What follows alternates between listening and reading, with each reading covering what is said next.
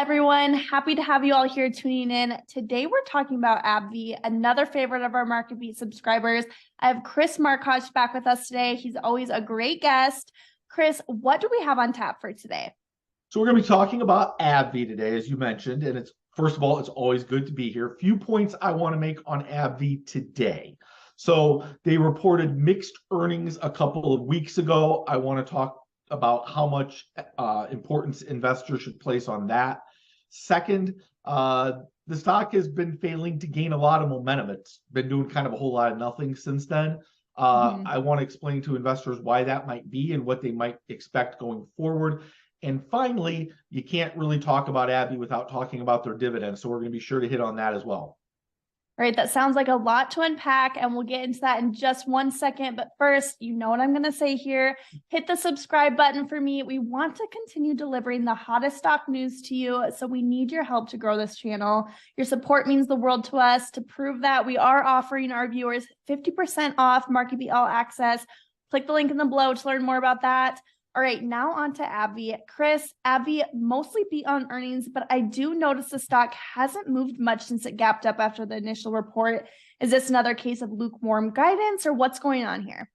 Yeah, it's probably a little bit worse than lukewarm guidance. All right. But what happened with AbbVie was the guidance they gave for earnings, the high end of AbbVie's revised guidance was lower than the low end of what analysts were expecting. So anytime that happens, that's just generally not good news for the stock. Now, AbbVie did acknowledge on the call that they were being conservative in their guidance, and that they were so that's encouraging for investors, because they can say it looks like there could be a floor on the stock. So it looks like if that's the worst possible case for earnings, at least they know what to expect.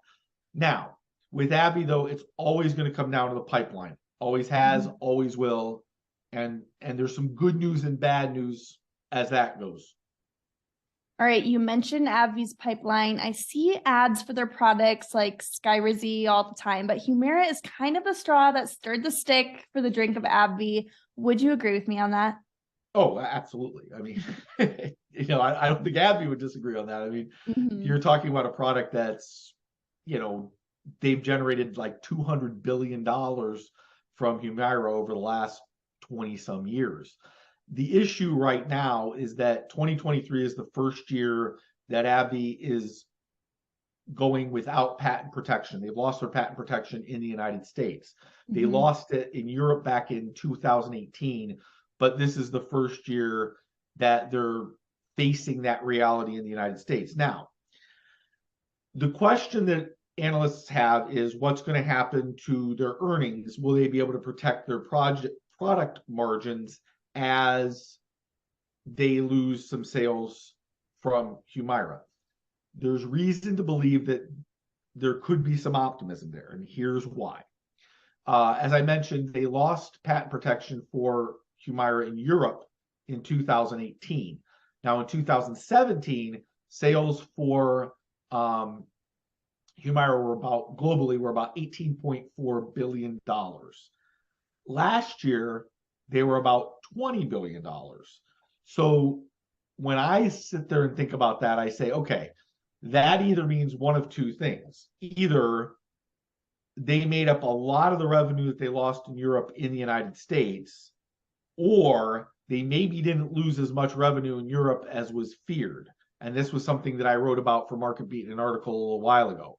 But as I frequently said, the data will tell the tale. So, this is something that's going to play out over the next few quarters. We're going to start seeing if AbbVie is really losing revenue because of Humira and consumers choosing other products over Humira.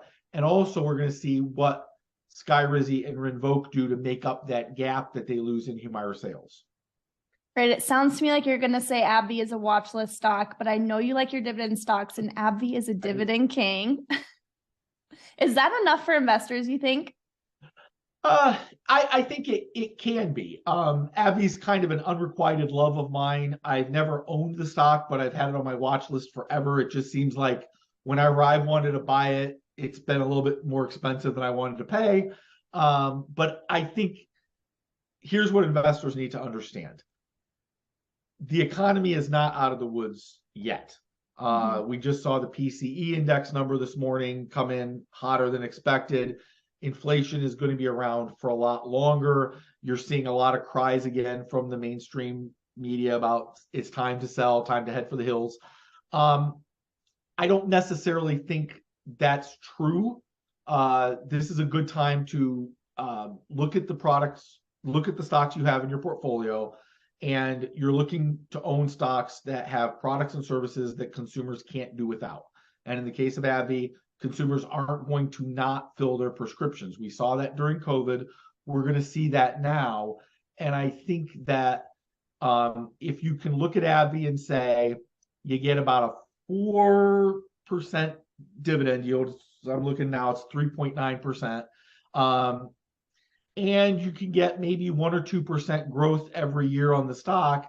Well, you know what? Then you're probably going to be ahead of inflation, even with inflation being as elevated as it is. So it might be the right stock for somebody to hang out in right now. All right. All right, guys, I think that's a wrap on our discussion about AbbVie, its mixed earnings report, struggling stock momentum, and the importance of its dividend. While there are some concerns about the company's pipeline and eventual expiration of patents for its highly successful product Humira, AbbVie's conservative guidance and solid dividend history should give investors some peace of mind. Don't forget to leave us a comment down below. Let us know what stocks you want us to cover in our next analysis. Thanks so much for joining me today, Chris. I always enjoy what you bring to the table. You're welcome, Laycee. Thanks for having me.